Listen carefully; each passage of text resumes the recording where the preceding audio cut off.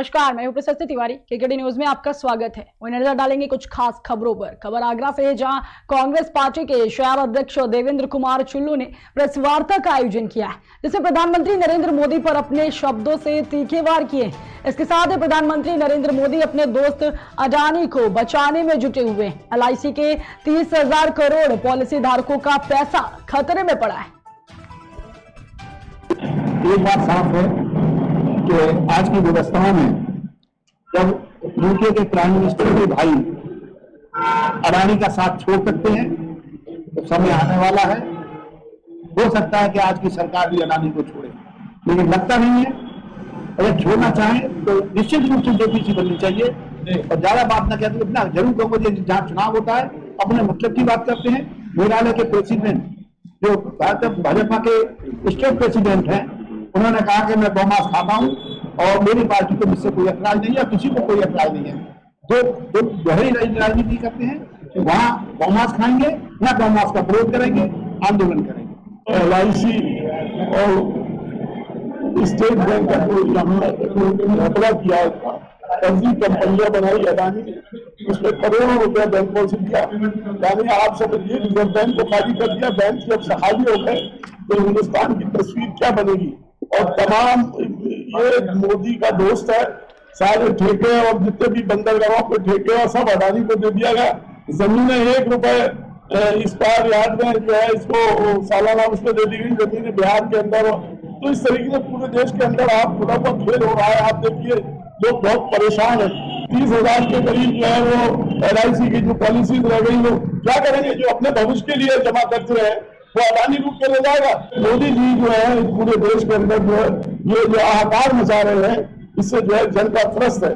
इसीलिए हमारा अधिवेशन हो रहा है, हमारे कांग्रेसियों के ऊपर भी जो है ये छापे मारो तो और उन्हें डराने की कोशिश कर रहे हैं। कांग्रेस कभी डरने वाली नहीं है, ये तो समझ लो। अभी देख रहे हैं सड़कों पर। हरी जी एक अच्छी खबर यूपी के जनपद बलिया से है, जहां ग्रीनफील्ड एक्सप्रेसवे पर बलिया में चल रही भारी अनियमितता व शोषण के विरुद्ध ऑल इंडिया मजलिस इत्तेहादुल मुस्लिमान पार्टी के प्रदेश संयुक्त सचिव मोहम्मद शमीम खान ने कहा है कि बलिया वासियों को छलने का काम इस सभी दलों ने किया है, चाहे वह समाजवादी हो, कांग्रेस हो या फिर बहुजन समाज पार्टी हो या वर्तमान की भाजपा सरकार, सभी ने एक जैसा ही काम किया है। बलिया और बलिया वासियों के साथ नाइंसाफी करने का जो चलन जो है, चाहे समाजवादी पार्टी रही हो, बहुजन समाज पार्टी की सरकार रही हो, चाहे वर्तमान में जो भारतीय जनता पार्टी की सरकार है, बलिया और बलिया वासियों के साथ हमेशा नाइंसाफी करने का काम किया है। अभी जो एक्सप्रेसवे गाजीपुर तक आके रुका गया, बलिया वासियों ने लगातार संघर्ष किया, लेकिन वो काम जो है पेंडिंग कर दिया गया। अभी ग्रीनफील्ड एक्सप्रेसवे जो है, इसका काम सुनने में आ रहा है कुछ ही दिन के बाद केंद्रीय परिवहन मंत्री यहाँ बलिया आ रहे हैं। लेकिन मैं योगी जी से, मोदी जी से और परिवहन मंत्री जी से मैं आग्रह करूंगा कि जिन किसानों का जमीन आप ले रहे हैं, बलिया के विकास के नाम पर वो अपनी जमीन दे रहे हैं, जो जमीन उनकी मां थी, लेकिन आपने उनसे जमीन रजिस्ट्री कराने के बाद भी, उनसे मुआहदा करने के बाद भी आप जमीन का भुगतान नहीं कर रहे हैं। उनसे किसानों का रोजी रोटी जुड़ा हुआ है।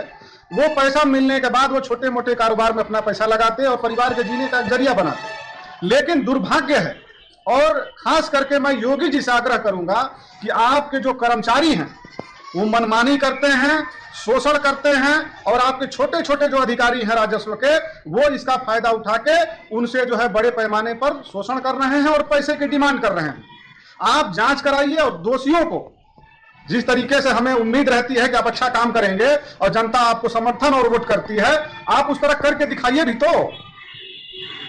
तो इसको लेकर आप आने वाले दिनों में क्या करने वाले हैं? देखिए, बहुत सारे लोग हमारे पास अपनी बातें लेकर आ रहे हैं और बहुत जल्द 1-2 दिन के अंदर हम यहाँ की जो जिलाधिकारी महोदय हैं उनसे हम मिलके राष्ट्रपति महोदय, प्रधानमंत्री महोदय, राज्यपाल महोदय को संबोधित एक ज्ञापन देंगे। अगर इस पर कार्रवाई नहीं हुई, बलिया और बलिया वासियों के साथ इंसाफ नहीं हुआ, तो हम इसके लिए आंदोलन चलाएंगे। पूरे देश प्रदेश में हम इसको जो इस मुद्दे को लेकर आंदोलन करने का काम करेंगे। बलिया और खबर प्रतापगढ़ से है, जहां एक वृद्ध का शव नदी में मिला है। इस दौरान पूरे इलाके में हड़कंप मच गया है। आपको बता दें कि स्थानीय लोगों ने घटना की जानकारी पुलिस को दी है, जिसके बाद सूचना पर पहुंची पुलिस ने शव को कब्जे में लेकर पोस्टमार्टम के लिए भेज दिया है। वहीं हत्या कर शव नदी में फेंके जाने की आशंका जताई जा रही है। हालांकि पुलिस इस पूरे मामले की जांच पड़ताल में जुट गई है। वही मामला लालगंज कोतवाली क्षेत्र के कैथोला क्षेत्र का बताया जा रहा है।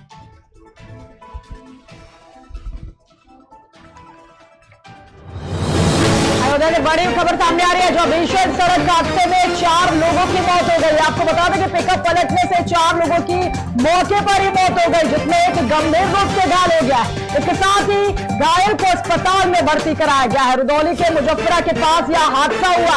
बताते चले कि अनियंत्रित पिकअप ने बाइक को टक्कर मारी थी। NH 27 हाईवे पर यह भीषण हादसा हुआ है। बड़ी और अहम खबर अयोध्या से आ रही है, जहां पर पिकअप पलटने से 4 लोगों की मौत हो गई है, जिसमें एक गंभीर रूप से घायल हो गया है। घायल को अस्पताल में भर्ती कराया गया है। बता दें कि रुदौली के मुजफ्फरा के पास यह हादसा हुआ था। इसके साथ ही अनियंत्रित पिकअप ने बाइक को टक्कर मारी थी। बताते चले कि NH 27 हाईवे पर यह भीषण हादसा हुआ है।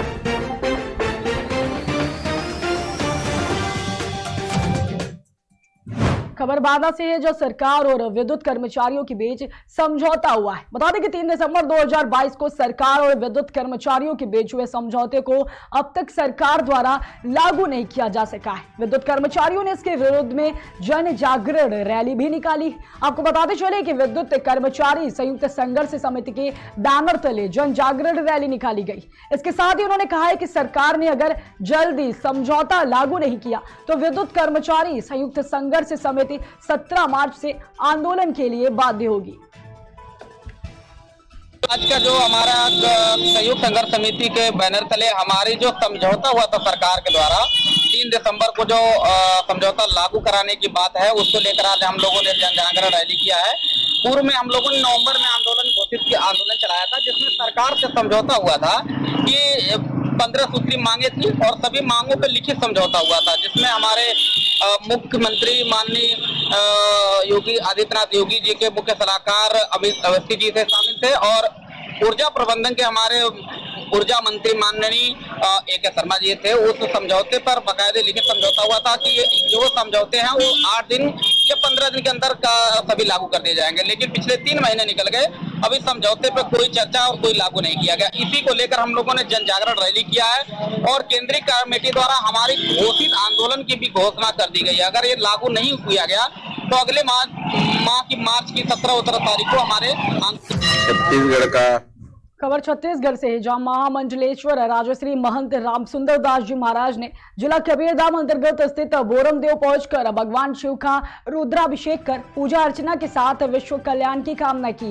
उल्लेखनीय है कि राजश्री महंत जी महाराज गौशाला निरीक्षण के लिए जिला कबीरधाम पहुंचे थे। इस दौरान वे जहां एक ओर भगवान शिव की पूजा अर्चना में सम्मिलित हुए तो दूसरी ओर वैष्णव परिवार के मांगलिक कार्यक्रम में भी शामिल होने पहुंचे।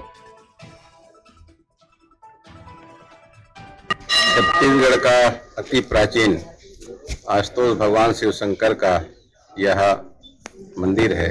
भगवान शिव शंकर का बोरमदेव का नाम से इसे जाना जाता है। कवर्धा जिला में यह कबीरधाम जिला में स्थित है और लोगों की बहुत आस्था श्रद्धा विश्वास इस मंदिर से है।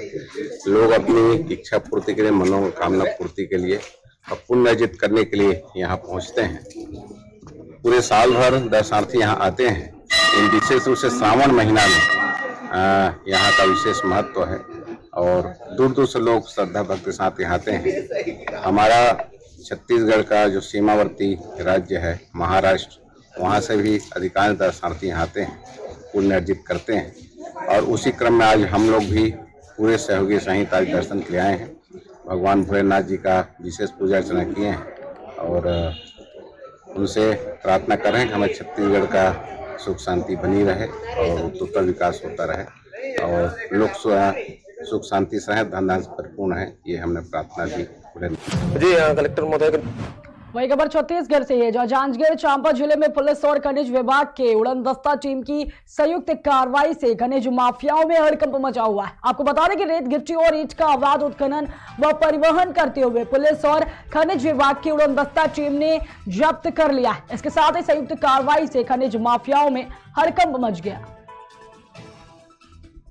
जी, कलेक्टर महोदय के निर्देश पर और एसपी साहब के मार्गदर्शन में जो है जांजगीर जिले के विभिन्न क्षेत्रों में खनिज और पुलिस विभाग की संयुक्त टीम के द्वारा सघन जांच किया गया, जिसमें अवैध परिवहन कर रहे 34 वाहनों को आज हमने जब्त किया है और सभी वाहनों के विरुद्ध छत्तीसगढ़ गौण खनिज नियम 2015 और खान एवं खनिज अधिनियम 1957 के तहत कार्रवाई की गई है। इसमें 4 ट्रेलर वाहन हैं जिसमें खनिज निम्न श्रेणी चूना पत्थर भरे हुए हैं और ठीक उसी प्रकार से 6 हाईवा वाहन जिसमें रेत भरे हुए हैं और 4 हाईवा वाहन जिसमें जो है खनिज निम्न श्रेणी चूना पत्थर एवं 20 ट्रैक्टर वाहन जिसमें विभिन्न खनिज जैसे मिट्टी, ईंट, रेत और खनिज निम्न श्रेणी चूना पत्थर के पकड़े गए हैं। इस प्रकार से कुल 34 वाहनों पर कार्रवाई किया गया है। बरेली से एक बड़ी खबर सामने आ रही है, जहां सपा नेता पूर्व मंत्री भगवत शरण गंगवार ने कोच में सरेंडर कर दिया है। आपको बता दें कि 2017 में भाजपा समर्थकों से मारपीट करने का उनके ऊपर आरोप है। इसके साथ ही कोर्ट ने हाजिर होने के आदेश भी दिए हैं। भगवत शरण अपने 10 समर्थकों के साथ कोर्ट में हाजिर होने पहुंचे। बताते चले कि भाजपा सरकार पर प्रताड़ित करने का आरोप भी लगाया गया है। वही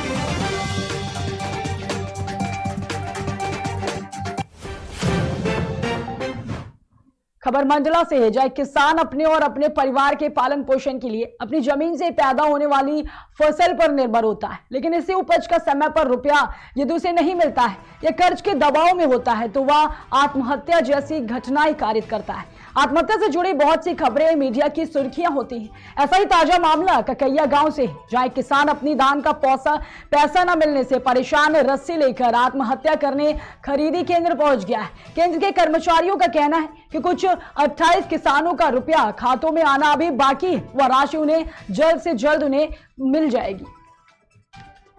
रंजीत, आप यहाँ रस्सी लेकर खड़े हैं ककैया लैंप्स में, क्या कारण है? 2-2.5 माह से मैं धान विक्रय किया हूँ, जब से मेरा पेमेंट नहीं आ रहा है और मेरे को कई लोगों को पैसे देना है। मेरी ट्रैक्टर की किस्त है, मेरे को परेशानियाँ हो रही हैं। आपने कहीं शिकायत की? 181 में शिकायत में 5-7 दिन पहले किया हूँ। यहाँ क्या कह रहे हैं लैंप्स में? यहाँ बोल रहे हैं EPO फेल हो रहे हैं, आपको फुड ऑफिस जाना पड़ेगा। आप गए नहीं गए? अब अभी जाके बता रहे हैं कि फुड ऑफिस जाने पड़ेगा। ऐसे कितने लोग हैं? और यहाँ तो बता रहे हैं मंडला जिला में कितने 87-88 लोग।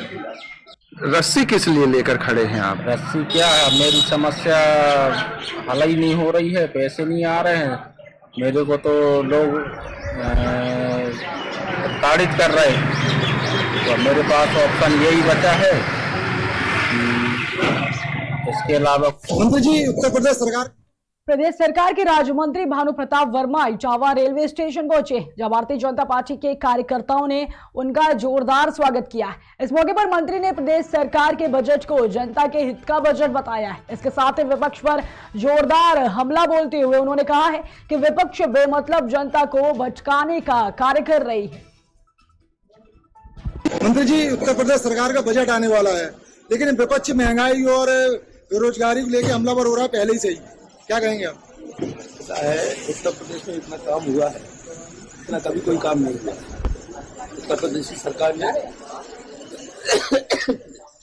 प्रदेश का चहुमुखी विकास किया है, इसलिए सारी यात्रियों से घबरा के बिल्कुल से सारी बातें करता है। अच्छा, अभी एक नया राठौर एक सिंगर है, उनको नोटिस जारी कर दिया गया है यूपी में कावा गाने को लेकर, क्या लगता है ये परंपरा सही है या क्यों नोटिस जारी किया गया उनको? हमने नहीं देखा, उसे हमारी नॉलेज में नहीं आया। अभी नॉलेज में आएगा तो खबर इटावा से, जहां 10 दिन से लापता व्यक्ति का नाले में शव पड़ा मिला है। बता दें कि शव को देखकर स्थानीय लोगों में हड़कंप मच गया। लोगों ने घटना की जानकारी पुलिस को दी है, जिसके बाद सूचना पर पहुंची पुलिस ने शव को कब्जे में लेकर पोस्टमार्टम के लिए भेज दिया है। इसके साथ ही मामले की जांच पड़ताल भी शुरू कर दी है। ये सरायजात में नाले के बाद एक व्यक्ति पड़ा हुआ मिला था, जिसको 108 एम्बुलेंस द्वारा जिला अस्पताल इमरजेंसी में लेकर आए थे कुछ लोग वहाँ के सरायजात के रहने वाले। इसको ये मृत अवस्था में आया था, तो मृत डिक्लेयर करके हमने मॉर्चरी बॉडी रखवा दी और उसकी सूचना में थाना सिविल भेज दी। बताया इसका ज्ञात हुआ है ये चंद्रशेखर नाम का व्यक्ति है, 10 दिन से घर से लापता था, ये सुंदरपुर का रहने वाला है। ये शायद रुकते एक छोटे से ब्रेक के लिए, जल्द हाजिर होंगे।